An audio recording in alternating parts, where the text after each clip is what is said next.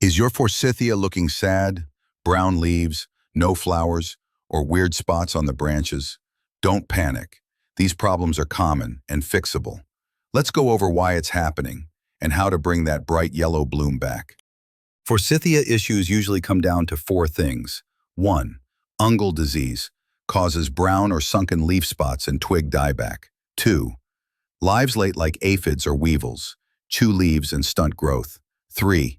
Environmental stress, too little sun, poor drainage, or overwatering. 4.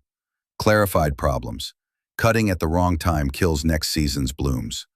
If your leaves are turning brown, check watering first. Too wet or too dry soil stresses the plant. If you see tiny dots or sticky residue, you might have spider mites or aphids. And if branches look gnarled or swollen, that's phomopsis gall, a fungal infection that needs pruning fast. One gardener I spoke with thought her forsythia was dying after last winter. Brown leaves, no flowers, just sticks. Turned out she'd pruned it in fall, right before bud formation. A year later, after proper pruning in early summer and better sunlight, it bloomed like new again. Sometimes all your forsythia needs is timing and attention, not panic. Here's your quick checklist. Prune right after flowering. Improve air circulation. Remove infected stems and old mulch. Keep soil moist but not soggy.